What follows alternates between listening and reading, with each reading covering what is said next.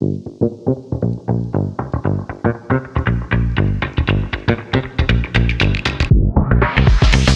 going on, everybody? Welcome to another edition of Talking Elite Fitness. We are back fully armed and operational. I'm Sean Woodland with Tommy Marquez. Tommy, how you doing? Good. Keyword armed after Sean gave a little gun show on the beach in Hawaii. Had to show them young whippersnappers what's up. Lauren Khalil also joining the show. Yeah. How you doing, Lauren?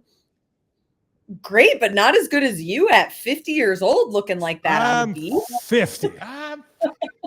I like to kick, stretch, and kick. I'm 50. Yeah, 50 years old. So, big 5-0. So I was on vacation last week. I've been catching up on the shows, listened to the Brent Fikowski interview on the plane. That was great. And I'm working my way through the other show that you guys did, and that has been very flattering, little trip down memory lane. So wanted to personally thank the both of you for not only holding down the fort, but for just being in my life. I have this last week taught me a lot about just gratitude and appreciating the people around you. And I've had a couple instances in my life where I've genuinely felt like the luckiest man on the planet. And that was the case last week. And you two have had a lot to do with that. And I hope that everybody, at least once in their lives, has a chance to feel that way. And I just want to express my gratitude to Tommy and to Lauren. You guys have been awesome to work with, and you're great friends. Tommy put together a birthday workout for me that was sprung on me as a surprise. Mm-hmm. We went to the CrossFit, I think it was Poipu we went to, yep. And Jared was there and did a Jared Miller last name. Yeah, it was a great dude. Erased the workout as he got the whole class together. I'd already warmed up for what I thought we were going to do. And then so sprung Tommy's workout on us, and it was fantastic. And I wanted to, everybody who's reached out, thank you so much. Like I said, there have been a couple times in my life where I felt like the luckiest man on the planet. And last week was one of them. And a lot of people had something to do with that, especially my wife too, and my brother and his family showing up. But yeah, you guys have been a big part of that. And so thank you. Really appreciate it. We're lucky for you, Sean. Yeah. No, hell yeah. I'm just we miss you, but we're happy that you got to spend some well-deserved time with your family on the beach. I'm not good. I figured this out. I'm not good at just unplugging and unwinding. I'm bad at it. It's tough. I'm really bad. My screen time went down like 50%. Kauai is a good spot for it. Good. My eyes feel good. The rest of now. Yeah, absolutely. But it was good times. So what we're going to talk about today is we have an interview with Bob Jennings from the Legends Championship. Tommy spoke to him earlier last week, actually, after the dates were announced and location for the Legends Championship. And I think he provides some really good insight and clears up some questions that I think that people have about, hey, well, why'd you pick the same date as the teens? And, why Birmingham? And Bob does a very nice job of shedding light on the process that goes into putting an event together and figuring out where you're going to have it and how you can make as many people happy as possible in that process. And there's a lot of things that he talks about in this interview that you will hear that I didn't even think about. Yeah. So it was honestly one of the easiest interviews I've ever done, because he was so forthcoming with information that it was like, I had some stuff that I wanted to check off the box in terms of the information I was looking for. And I'm like, all right, well, I guess that kind of does that. Let's get into some of the nitty gritty stuff. And you knocked out and answered most of the questions that I had. So it was good to hear. And it actually made me more optimistic for how things are going to progress for the Masters this season. Yeah, there's a lot of good stuff in there. Before we get any further into the show, I want to thank our sponsor for today, and that's Vuori. We love talking about Vuori because Vuori is a new perspective on performance apparel. It's perfect if you are sick and tired of just traditional old gym wear that you cannot wear anywhere but outside the gym. Vuori's clothing and this is still my favorite description and that's ever been sent to us by a listener. Sam Woodhead is his name. He got himself some Vuori clothes. He goes, it's like wrapping yourself in Barry White's voice. Oh, and that is legitimately the truth, because everything that they make is designed to work out in, but it also looks great outside the gym, whether you're running errands, lounging around. I was rocking the Vuori all the time in Hawaii. I mean, it's just all the time. And it's such a good aesthetic too. It's I mean, I don't know about you, but being a California guy at heart, there's something about that like West Coast kind of laid back aesthetic that is like functional, a little bit of sporty, a little bit of like, man, you just look like you're well put together. And it's all of that wrapped into one. And it's not just for workout gear, not just for training and active wear. They have some awesome casual wear that's the Meta pants. You can take golfing. I'm wearing one of their Sherpa jackets, which is just a great, like almost everyday kind of jacket. If you like more of the board short look, they have the bank short, which is great for that. And then basically my go-to gifting, if you're someone that likes to give good gifts that people will remember, Vuori right away. Yes, and look at, I mean, by the time you listen to this, it might be Valentine's Day. So, but if you need to scramble, you can scan the QR code on your screen right now, or go to vuori.com/TEF. That's VUORI.com/TEF. 20% automatically added to your order if you use that website. Vuori.com/TEF. You'll get 20% off your order. It is the best stuff out there. And we're so thankful to have them back on board with us, because I'll never forget when they first sent us those samples. I put on the shorts and I immediately texted Tommy. I'm like, we got to work with these guys. Mama. This is a whole the new. fitness clothes are great, but I love, kind of as you guys were saying, that they're athleisure wear that you can actually wear to dinner. Like they're mild joggers for women. Oh my God. Like I threw out all my jeans and I just wear those in every color. Yeah. Now. I mean, I have a pair of their dress pants, the AIM pants, that you could wear to work. And if someone rolled a barbell at you, you could squat below depth and not worry about ripping them. Like they're awesome. We love that. So Vuori.com/TEF. So congratulations to anybody who's going to jump on that train, because I was going to say Sally O'Malley could stretch. Sally O'Malley could stretch, kick and Oh. stretch for sure. And she wouldn't be testing the tensile strength of her garments. Exactly. Her polyester pants. All right. First thing I want to get to, congratulations to Lauren, who just had a very nice article written about her in the Morning Chalk Up. And if you guys haven't checked that out, you should. And Lauren deserves kudos for this, because as the headline states, she was the first woman to do play-by-play for a major CrossFit event at Wodapalooza. And that is a big deal, because one of my biggest regrets when I worked at CrossFit is that we were always looking for a woman who wanted and would be able to do that role. And we tried and just never could. And Lauren put her hand up, and to her credit, worked her butt off to be prepared and to earn that opportunity. She was not given it. She earned it. And I remember asking you, I go, hey, do you want me in the booth with you during your, because I don't want to be that teacher who, would walk down the row of your desk and then would stop while you're taking the test and make you all nervous. And I don't want to do that. I just want to do, and you're like, yes, I would love you there. And so I was there, and within 2 minutes, I'm like, oh, I don't need to be here. She's fine. So you did a great job. So congratulations.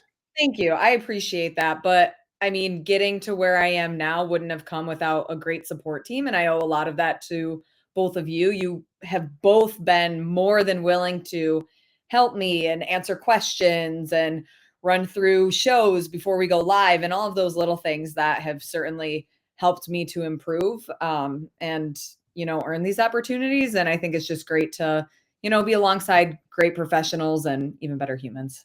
Well, thank you. You, like I said, you earned it, and you did a great job. It's not easy. It's not easy jumping into that. And you got thrown right into the fire, because we had all kinds of technical difficulties that were going on, and they were like, there was a generator that went down. Literally on fire. It was more or less like chaos, and it's like, okay, go. And I went, all right, this is probably as bad as it's going to get as far as working conditions. And you handled it really well, and got better as the weekend went on. And I was really proud of you. So if you haven't read the article, go ahead and read it. It's cool to see. So I hope this continues for you. Thanks. Appreciate you guys. No problem. Okay. Next thing we want to talk about, and this is going to be the crux of the show, because it's something that's being spoken about in the CrossFit community. And that's the fact that the Legends Championship just announced their date. So we now have the complete calendar for all the championship events in the CrossFit Games season, as we are now, 16 days away from the Open? Yeah. Yeah. Maybe 15 at this point. Probably. Oh, yeah. That's terrifying. I did some workouts with the Kiala crew, man, across at Poipu. And so I was like, Oh boy. It's I am not ready for this. Was it humid there? Oh yeah. brutal. As Marson Sawyer says, a lot of oi in the air. Yeah, there was, man. There absolutely was. But there was the biggest thing that came of this was that the teen championship and the Masters championships are being held on Labor Day weekend in separate locations. And that raised some eyebrows for some people because it's like, why, you're dividing attention to the community and this and that, and understand. Tommy spoke with Bob Jennings from the Legends Championship. I have a tremendous amount of respect for Bob. I think he's a fantastic human being. He's someone who you talk about people who are trying to do the right thing and make things better in this space, and Bob is 100% one of those people. And Joe, his partner, I got to include Joe Linton, who helps work on the Legends Championship stuff. And I think that they have the trust of the Masters community, and I am more than certain that they're going to put on a really good event in Birmingham. Yeah. Oh, no doubt. It's a good spot. I mean, the convention center is top notch. Oh yeah. Brand new. And they share a ton of details on, everything that goes into it. And it just seems like ultimately, despite what conflicts are had, this is the Masters athlete experience is going to be, and the family experience is going to be put at the forefront. For sure. Okay. Without further ado, here is Tommy Marquez's conversation with Bob Jennings from the Legends Championship. All right, we welcome in now our guest from the Legends Championship, the crew that is tasked with running the CrossFit Games for the Masters divisions this year. Another California guy down in San Diego, Bob Jennings. Bob, how are you doing today? Doing great, Tommy. Yeah, good to see you, man. Likewise. And so obviously some big news came down the pipe this week. It was pretty much what everyone was waiting to hear. The dates and location, as well as some competition details around the Masters competition at the CrossFit Games this year. And let's start with the two big ones: the date, Labor Day weekend, and the location, Birmingham, Alabama.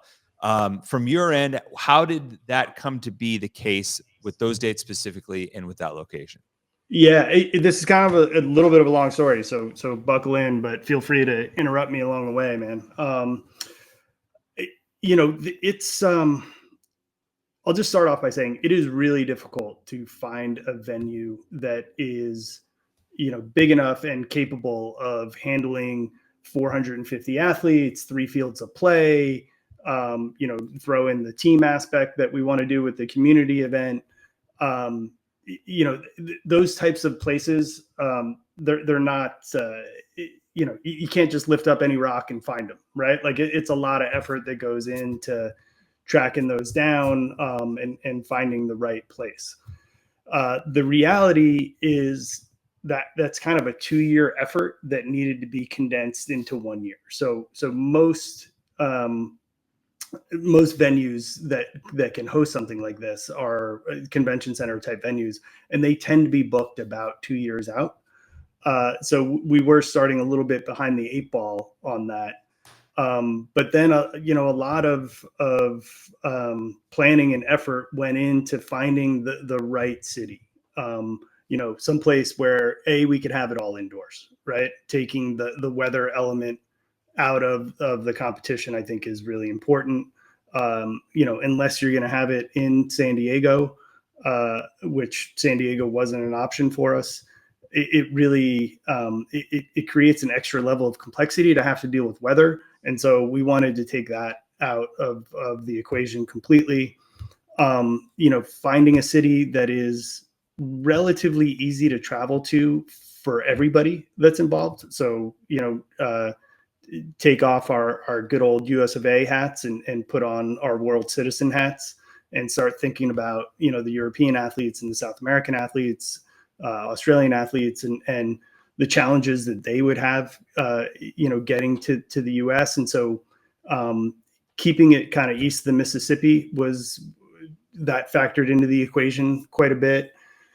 And Birmingham's really nice because it's a 2-hour straight shot drive from the busiest airport in the world, right? Atlanta is the busiest airport in the world. But it also has a nice regional airport within the city limits as well. And it's probably a 15-minute drive from the Birmingham airport to the Birmingham Jefferson Convention Center. And so you kind of boil all that down, and then it's like, okay, what date can we get into with a facility like this? And just very honestly and candidly, the date that we were shooting for originally was the week before Labor Day. We didn't really want to have the event on the same weekend as the teenagers. But that just wasn't an option. Out of all the sites that we were trying to get the CrossFit Games into, it just wasn't going to work. And we recognized that, if of all the trade-offs that we could potentially make, that was the one that it kind of just best fell into the into the hopper there. Right. Does that make sense? Yeah, totally. And I like you kind of touched on a little bit, like the length of the planning process and how it usually takes a lot longer than most people realize, and the way things that book out. And a lot of this came together in ultimately a year. But less 6 months. Right. Yeah. And you mentioned like some of the other things that were like, you weren't willing to compromise on. And I assume, being indoors is one of them. Were there other like little details that factored in that compared to other locations? Yeah. So being indoors, being able to run 3 fields of play simultaneously. So I need a big area, like a really big area. And when you think about that, that's all about athlete experience, right? It's, being able to run 3 fields of play means that the athletes don't have to sit around all day, right? Like they're going to move through their events and be able to go home and recover and get ready for the next day. It's not, you do one at 8, you do one at noon, you do one at 5, right? Like, it's like, that's a long, shitty day, man. Right. Yeah. Like, and nobody wants to do that. And so having been an athlete, right? Like, I come from that perspective. I understand, the value of, being able to cycle through your day in a relatively short amount of time. So that really played into it. Finding a city that we were going to be a priority was another big thing for me. I looked at a lot of other bigger cities than Birmingham, but I kept coming back to how the CrossFit Games was not treated in LA, but, viewed in LA, right? Yeah. It was this huge event. There's 40 other huge events going on. Unless you were all in on CrossFit, you had no idea that the CrossFit Games were going on in Carson. Yep. Birmingham's rolling out the red carpet for us. I think that's important, right? And that was something that I learned from going to Madison, just having that experience. And those were really kind of the key decision makers there, and then just thinking about, okay, I need to be in a place where there's a high concentration of CrossFit gyms, right? So I can start to pull athletes or volunteers and spectators, some place that is relatively easy for the sponsors to get to, right? Like, these are all kind of the things that you go through, and you lay out the pros and cons, and you make the best decision that you can, right? I think there is a very vocal minority on social media that is very upset that we're going the same weekend as the teenagers. Yeah. And what I say to them is, I'm sorry. I couldn't solve it for you. Yeah. I mean, there's really nothing I could do. If I solved it just for you, then I'm trading away all these other aspects for the other 99.9% of the athletes and spectators that are going to be there. Yeah, for sure. And we'll solve it next year. Yeah. And that's kind of leads me to the point, like that cross section of the Venn diagram is very small. And with that in mind, is this going to be a 1-year thing with Birmingham, or is it going to be multiple years? And does those multiple years open up the possibility for shifting the date? And also, I guess on top of that, since there is a lot to like about the spot, like how could you sell me on this location if I'm looking to go there too? Yeah, sure. So a couple of things. I would say that we're in a feel out process, both Birmingham with us and us with Birmingham, right? I mean, it wasn't all that long ago that we were still in a feel out process with HQ and Legends and HQ, but like we're locked, man. Like we're working really well together at this point and are already starting to look into the future, right? Already starting to talk about 25 and where do we want to, when do we want to have the event, right? Yeah. Which is important, and where do we want to have it? Birmingham will be very high on my list just because they've been really great to work with. Ideally, I'd love to find a semi-permanent home. But I think we both, Birmingham and us, need to get comfortable with each other and make sure that this year runs, the way that we want it to. As far as the city itself, there are people that could speak much more intelligently to the benefits of Birmingham. I've spent a little bit of time there professionally, and then also obviously with the site visit to check it out. But the venue itself is very self-contained. So if you were to look at like an aerial of the Birmingham Jefferson Convention Center, you look down, you see BJCC, the Legacy Arena, the football stadium where UAB plays in. I can't remember the name of the football stadium. And then you have like this really big Sheraton, really big Westin, all right in downtown. There are restaurants, there's like a tiny little restaurant row right across from the Westin. There's a bunch of others just a couple of blocks away.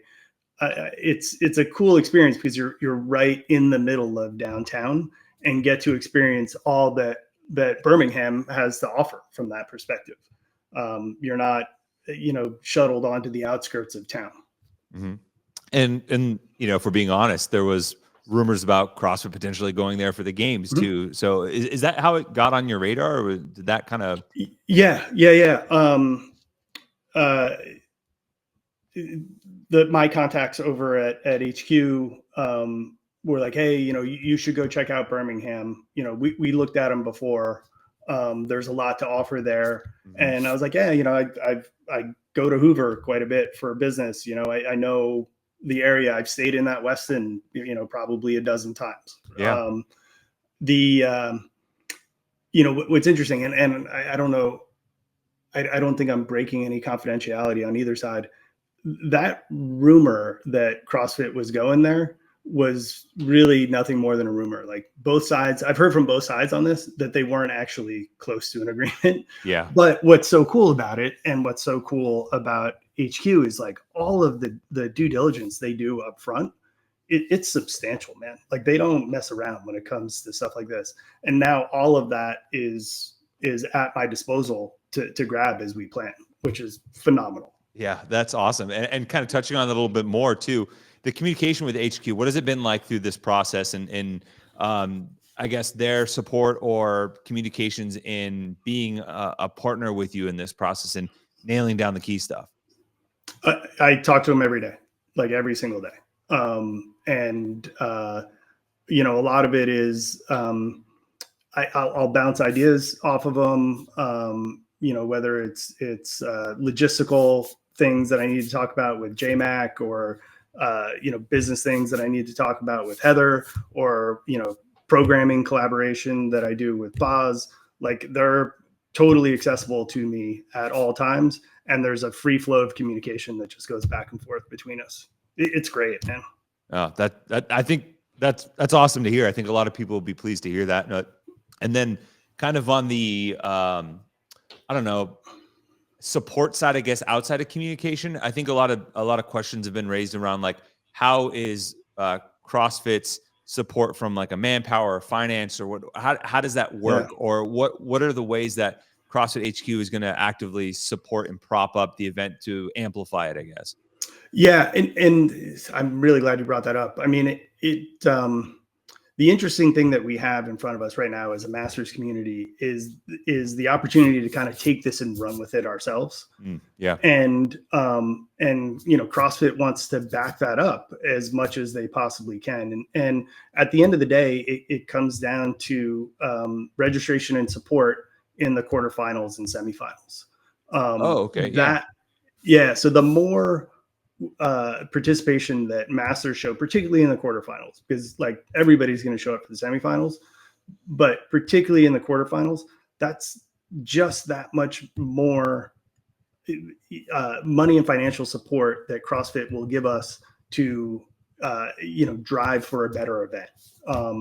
So when you think about, there's going to be 160,000 plus masters that register for the Open. About 40,000 of them are going to make it into quarterfinals. If you, as a masters athlete or somebody who wants to support the community and make it to the masters, there is no reason to not sign up for quarterfinals. That money will go a very long way in supporting the event going forward. That's interesting to hear you say that, because obviously there's been speculation around what does that support look like? How are they going to, provide some finances? And, well, we used to always use this term, help in a way that only HQ can, or fly at an elevation that only they can.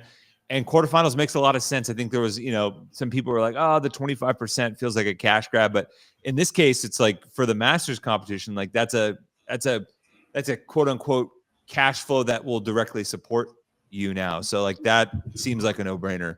100%. And it's the opportunity for everybody to vote with their checkbook, right? Yeah. It's funny because I think I think we've talked about this maybe before. I wrote an article a few years ago. It's like masters, they want more. You got to show up where it counts. This is an opportunity to show up where it counts, because it's pretty, spelled out for you, and you have the opportunity to make that impact. For sure.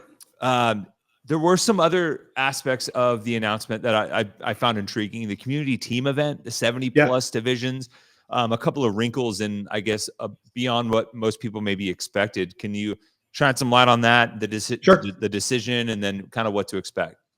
Yeah, I'll hit the 70 plus one first, and then circle back to the teams. Sure. So we, from almost day one, right? Like we've been talking about, we meaning Legends and HQ, right? We've been talking about how do we expand the event, right? And how do we offer up opportunities for the fantastic athletes that are kind of aging out of the 65 plus to continue to compete. And originally the idea was we were going to punt for this year, and we were thinking let's start figuring out how to include them next year. Let's just make sure that we run the cleanest event we can this year, and let's not put any extra burden on the event. And we all kind of quickly came to the realization that there was nothing that was holding us back from bringing in the 70 plus community. And so again, this is a little bit of it's time for everyone to put up or shut up, I guess, in that the 70 plus community is vocal. My email inbox is flooded with spam from the 70 plus Facebook group, I guess, somehow got my email, and it's filled with people just saying, hey, like they're not quite like at a 70 plus or else, but some of them are actually pretty close to that, Wow. Yeah, they're an aggressive group, and I love it, and it's cool. And that's really what the sport should support. And so, this year we wanted to see how it works, and we're folding that in. And really, from a logistics perspective, it adds one heat to every event. It's not a big deal, know. Oh, that's so on brand for them too, though. Like, I don't know, just having this Facebook group, just rallying behind it. But you love to see the passion. Great. Yeah. I mean, you could start making old jokes there, that they were on their MySpace account, or, sending carrier pigeons or whatever. Oh, man. But it was great. I mean, my inbox, Joe's inbox, completely flooded. So teams. So this was another one where, again, talking with HQ, we wanted to expand the footprint of the event, and it really, again, focuses more on the athlete experience and the vendor experience, right? So it's like, how do you get more people there watching the event, participating in the event, spending money at the vendor booths, making it feel bigger, right? And not having to rely solely on the friends and family of the 450 individual athletes that are competing. And an easy way to go about doing that is to create the community team event. Still going to be high level athletes, right? So the one requirement is all athletes on a team have to have made it and registered and competed in the quarterfinals, right? Oh, that's cool. Yeah. And, and clearly we have motive for wanting them to do that as well, right? As I mentioned before, but it also helps from ensuring that the right level of athlete is there from a programming perspective, right? Otherwise it becomes really difficult to program for the teams. But it's a way to get 200 more people and their friends and family in the door, having a great time, enjoying themselves. From a monetary perspective, it really doesn't have any impact on the event. 50 teams, it's like 60 grand of revenue. You take out the fact that we got to, put clothes on their back over the course of the weekend and signage and, all the other stuff that goes into running the event. Like we're not getting a lot of economies of scale out of that. And, it's probably break even at best. But I think the non-direct contribution is really what it drives, right? The athlete experience, the vendor experience. I think that's and the community experience, right? Like this opportunity to come do this event while the CrossFit Games is going on around you. Yeah, I mean it sounded fun right off the crack. I like the idea of quarterfinals because it's almost like doubly feeding the system, right?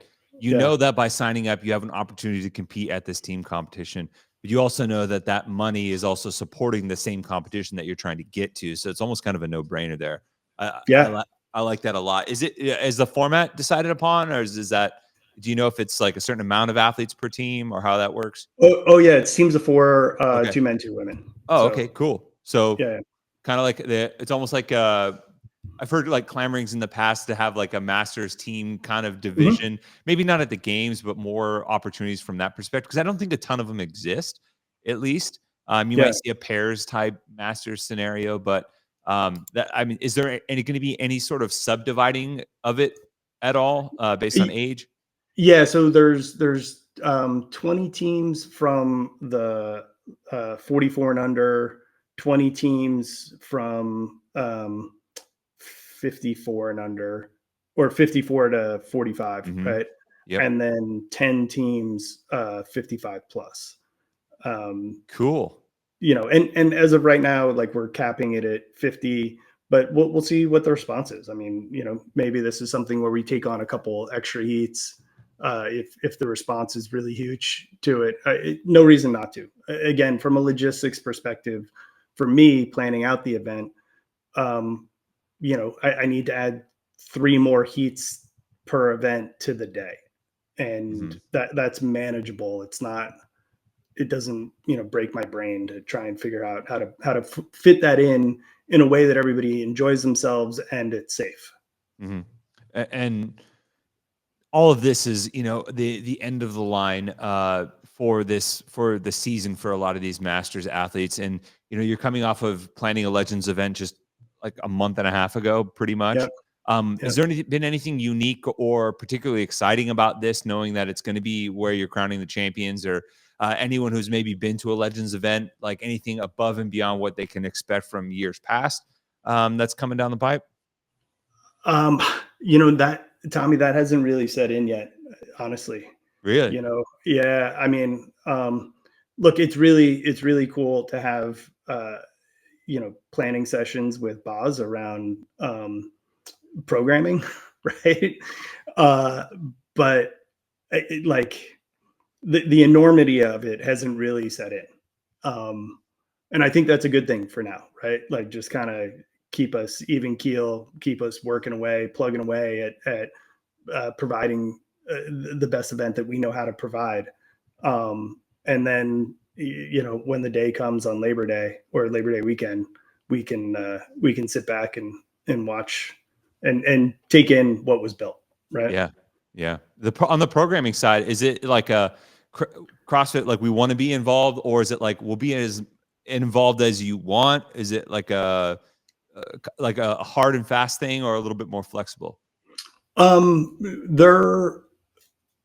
would say they're totally involved by everyone's choice.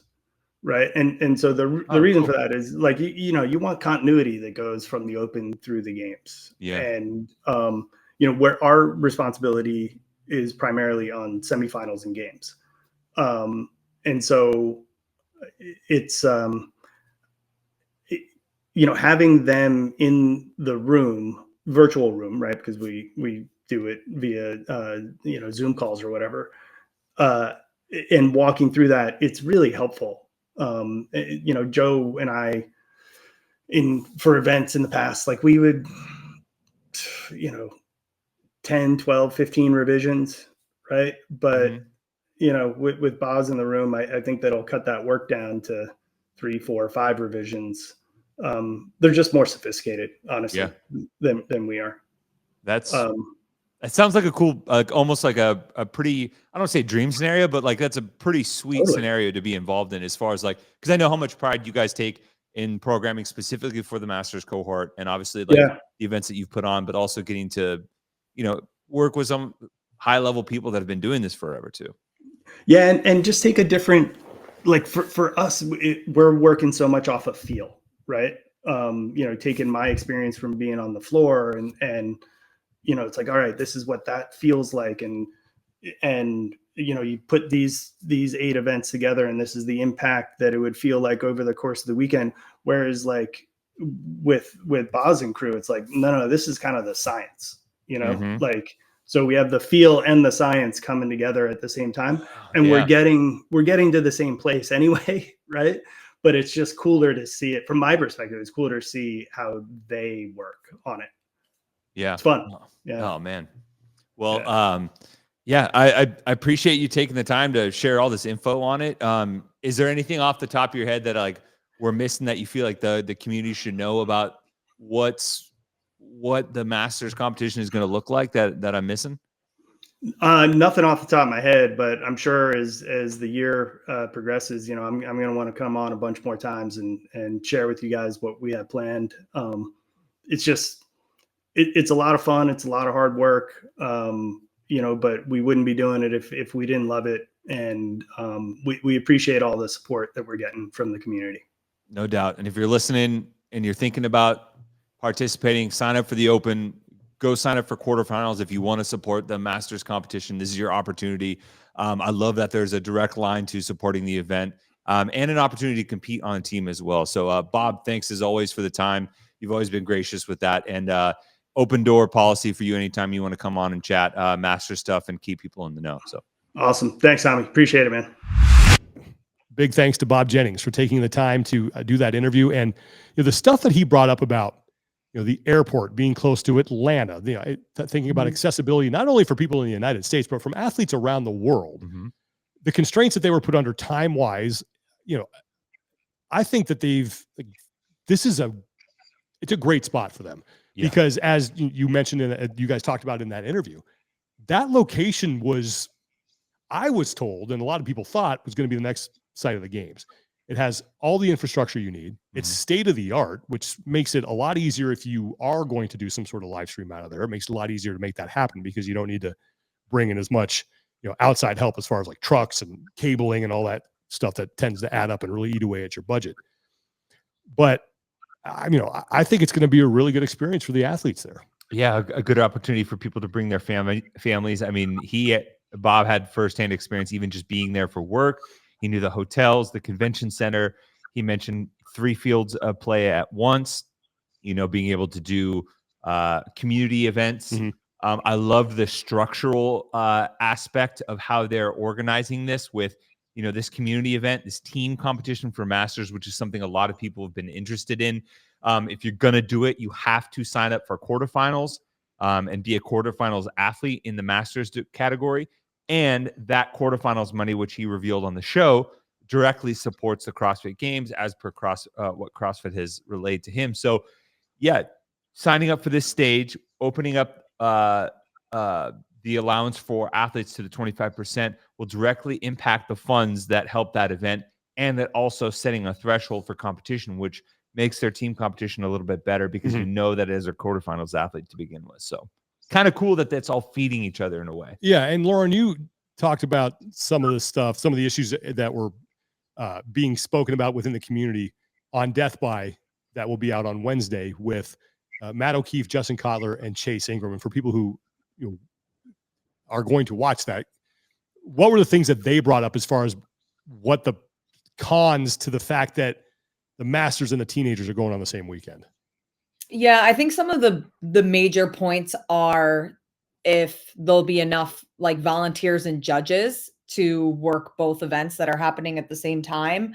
The split or divide in vendors that will now have to choose which event they go to. And a lot of that's probably going to depend on location of where the vendors are relative to like whether it's Birmingham or Michigan.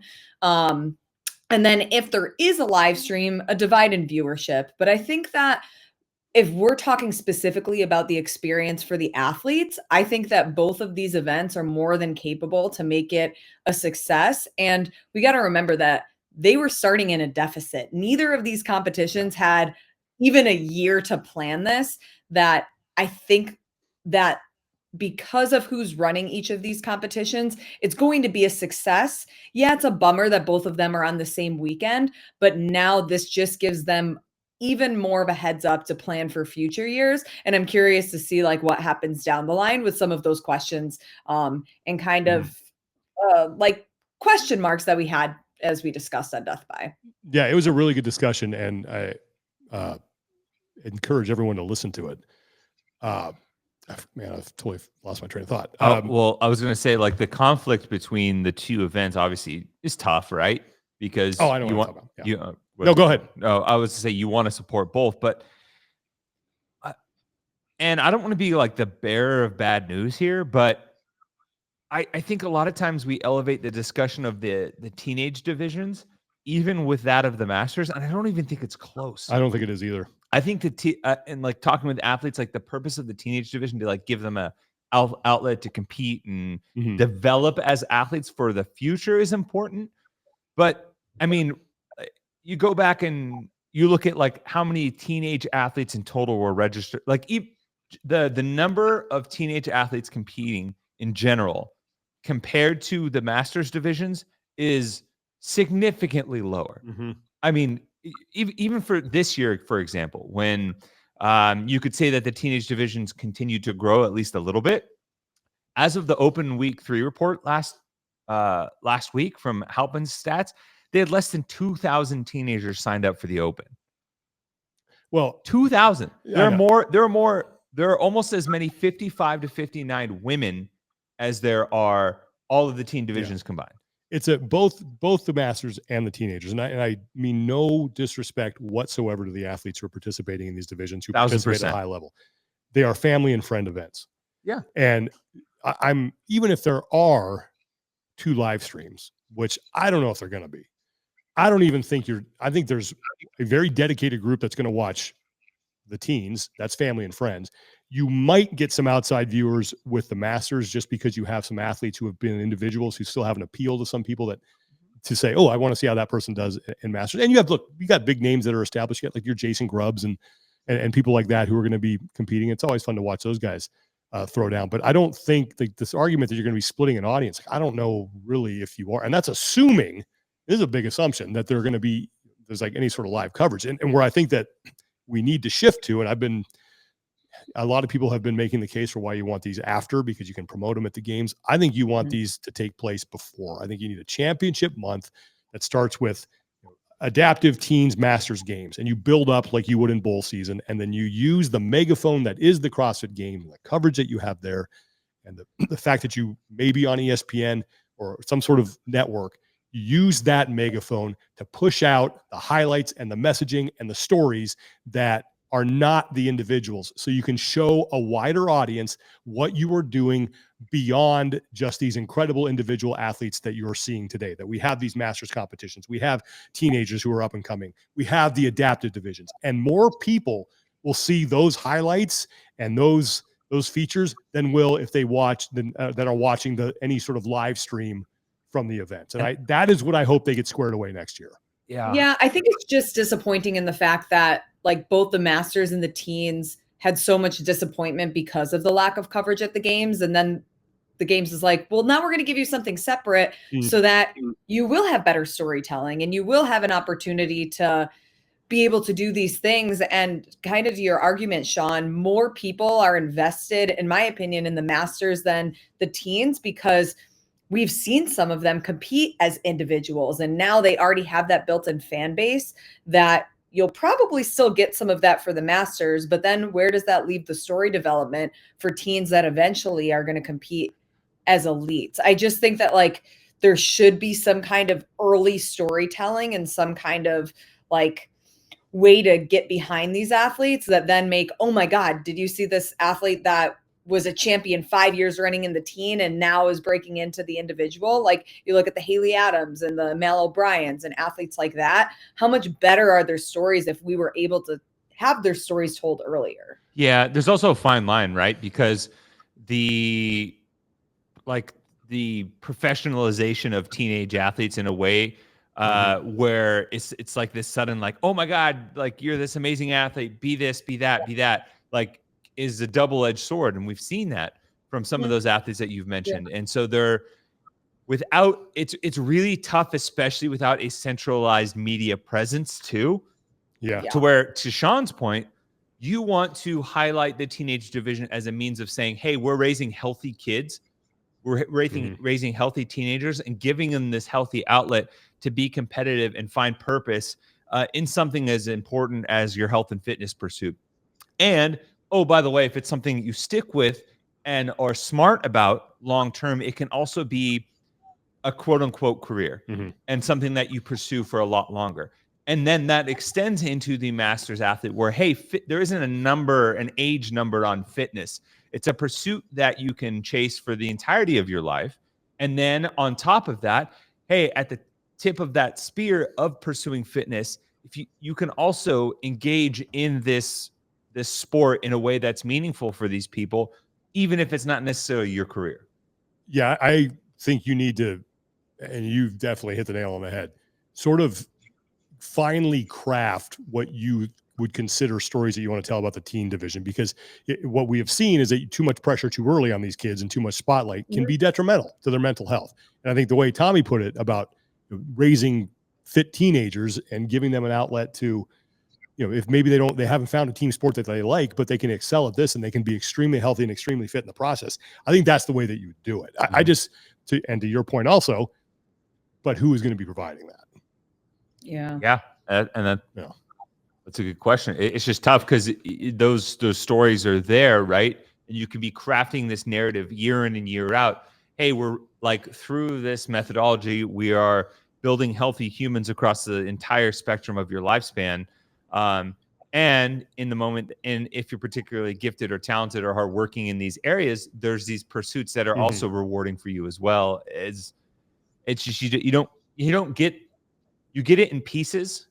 And, CrossFit has put out some good pieces here or there, but there isn't that continuous thread all the way through year in and year out that I think in the hands of other people isn't as effective as it is when it comes from CrossFit's mouth. I would agree with that. But I think that if they can find a way to craft some messaging around that theme that you've proposed, and you put that on your broadcast at the games, you get that out there and you say, tag it with, hey, if anyone's interested out there in looking into a teenage program, go to CrossFit.com. There's an affiliate finder. You can have a graphic that shows you how to do it. And maybe, and that's how you get more people in, getting outside the bubble. Yeah. So, okay. Community support. We got a couple. All right, let's do it. Yep. The first one, this kind of bit of news came down the pipe last week from Maddie Curley. So if anyone is unfamiliar, Maddie was a former Games team athlete with CrossFit back in the day, alongside Andrea Ager down in LA. She was a coworker of ours as a commentator for a little bit, for a few years at the on the Update show.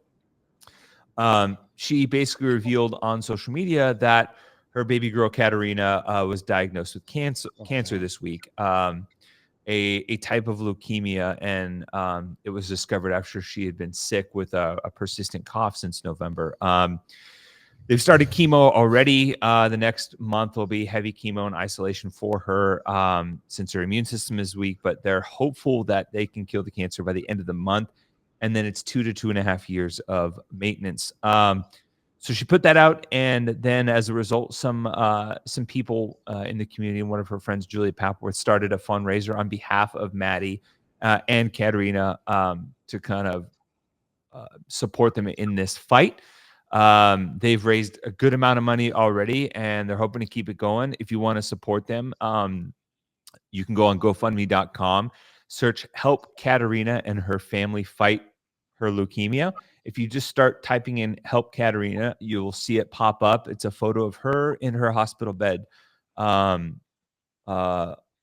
girl, blonde hair with like off-green teal pajamas. You should be able to find it fairly easy. So unfortunate news, but good to hear that people are rallying behind her, and we wish Maddie and her family the best. Yeah, for sure. Wow.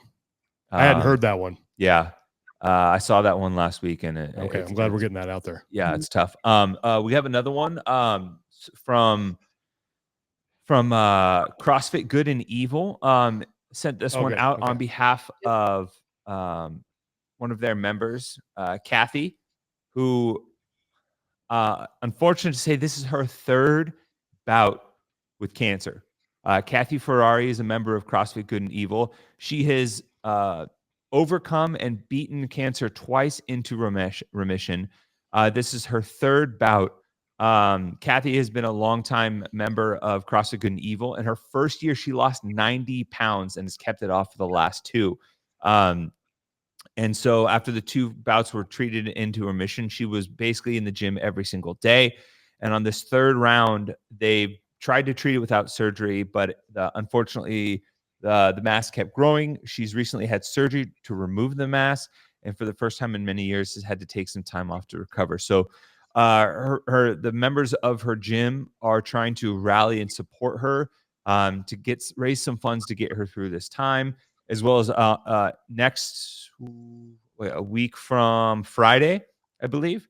They are on February 24th and 25th, maybe that's Saturday and Sunday. They are rowing, doing a fundraiser row for Kathy for 24 hours. So if you're in the area, I believe it's in Alberta, Canada, CrossFit Good and Evil. I've got it up on the screen right now. Yeah, if you're watching. You can come and support by rowing to raise funds for her. You can also go to GoFundMe.com and look up Kathy's Fight Back. Kathy is CATHY ''S. And Kathy's Fight Back. It is a photo of her being an absolute badass and ripping a deadlift off the ground. So, one bout with cancer, much less three, is a crazy mountain to climb, but Kathy is doing it. And if you want to support her, please check that out. Yeah. Okay. PRs and no reps. And listen, if you guys want anything out, the word out on anything, we're happy to help. Please send as many details as you possibly can so we can make sure we send people to the right spot. You can hit us up on Instagram. You can send them to our personal Instagrams, however you want to get it to us. But just as many details as you have, that's always best, because, like I said, we want to make sure that we're sending people to the right spot so that we can get these people the help that they need. All right. PRs and no reps. We start negative, right? Yep. No rep? Yeah. I don't have a lot of no reps. I really don't. Yeah. I mean, I guess. No, even my no rep is a good thing. So it's like, did your acai melt one No, time? okay. You know what's funny? When I heard you guys saying he's probably on the beach, drinking a drink out of a coconut, and eating an acai bowl. Like, all those things more or less happened, but not at the same time. Like, I definitely had an acai bowl. I had a drink out of a pineapple that my brother hollowed out and served pina coladas in. Wow, that was nice. And I definitely sat on the beach. So that was all three of those things happened. You guys know me too well. Mm-hmm. Yeah, I don't have a no rep at this 5 minutes. Nice. I think. All is good. I'm gonna no rep Super Bowl belly. Super Bowl belly. I think I was. Is this a condition? It is if Or you Tommy. eat like an idiot on Super Bowl.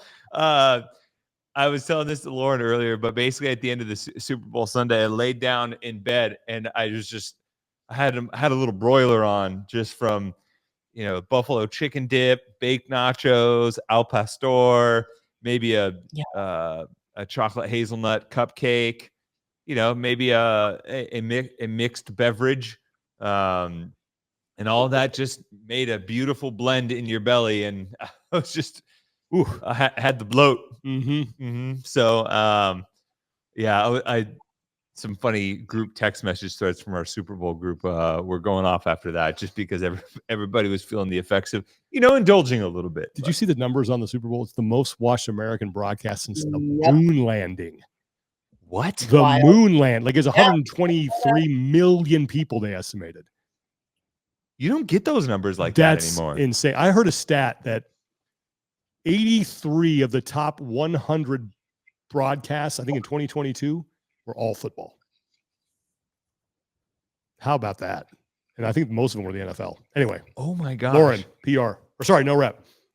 Well, I'm going to no rep all the Taylor Swift haters to support the fact that more people are now watching not just the Super Bowl, but the NFL. So everybody can relax. And if you're so upset that they keep showing Taylor, then you're just a miserable gremlin.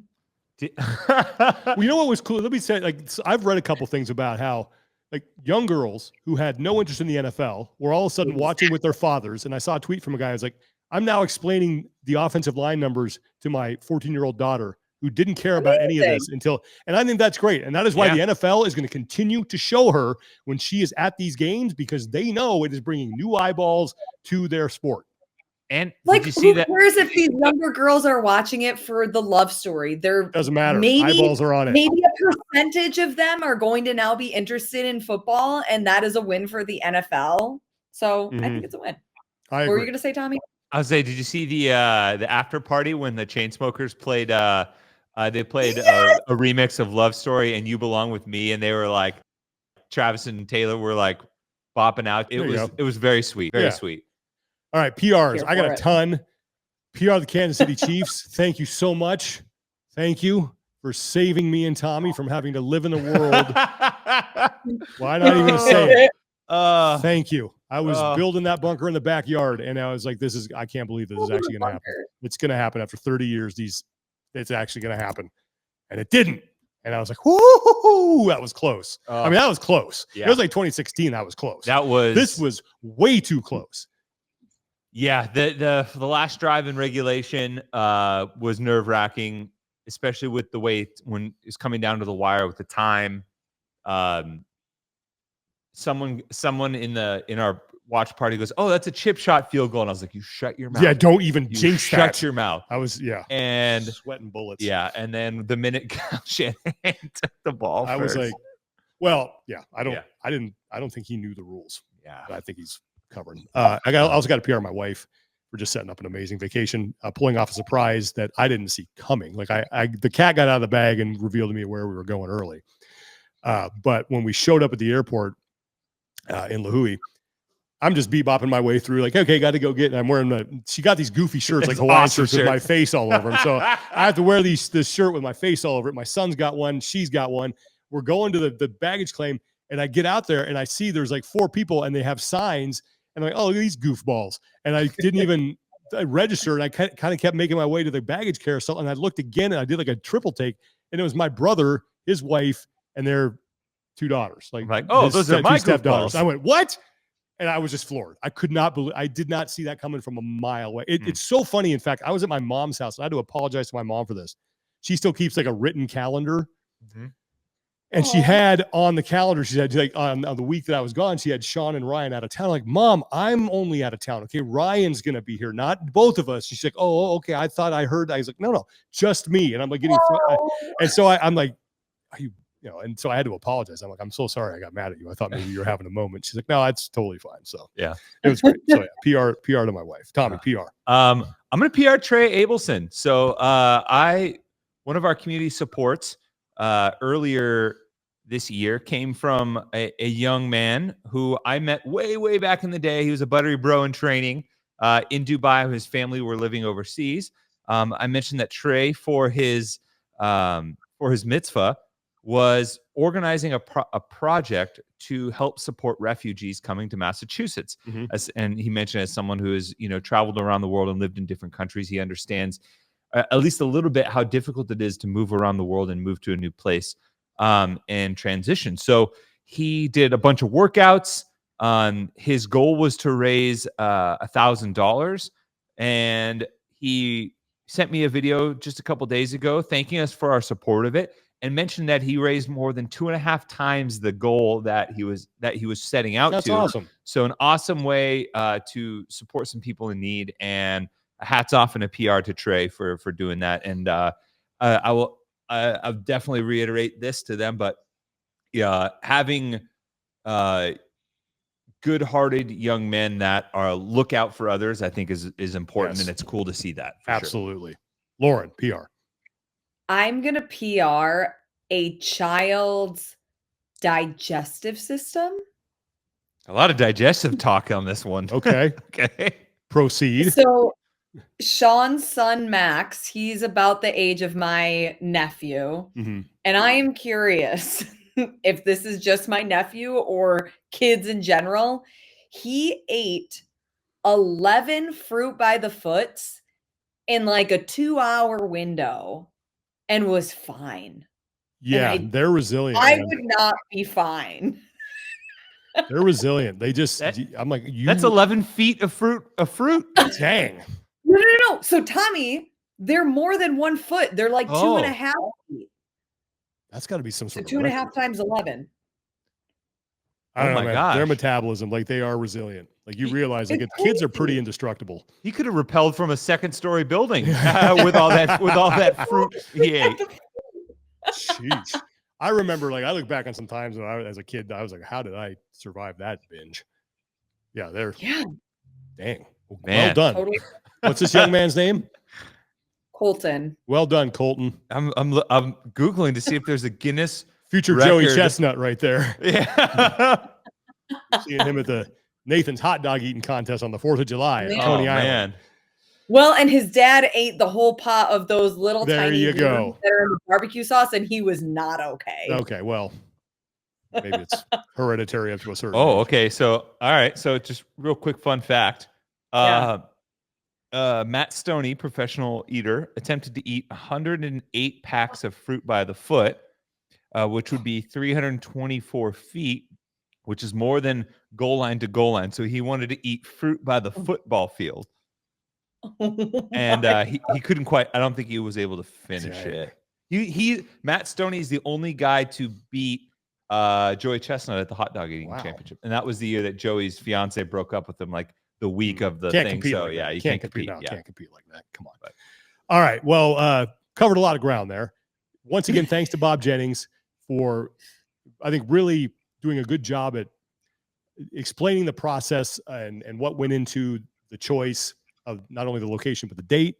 Looking forward to that competition. I know all the championships are run by very capable people that are going to do a fantastic job of putting on those events and making sure that the athletes and the people who attend them have a spectacular time. Like those championships are all in very, very good hands. We are 16 days away from the Open. I got to register. I got to do that.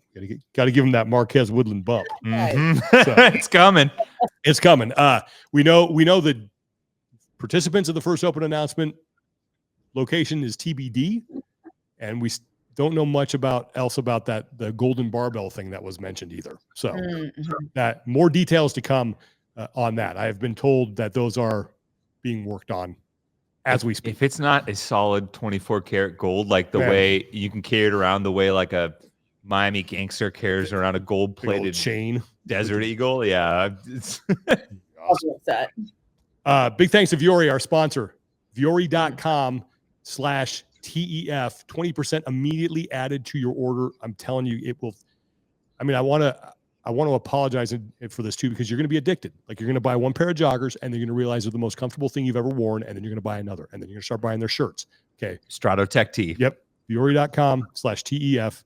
Whole new world and a good addiction to have, because it's just like I said, it's like wrapping yourself in Barry White's voice. All right, that's going to do it for today. Thanks again to Bob Jennings. Thanks for listening. Thanks for watching. Thanks to you two for being amazing human beings and for all the birthday wishes and everything you guys did last week. I really appreciate it. Take care of each other. Be better. And we will talk to you guys next time.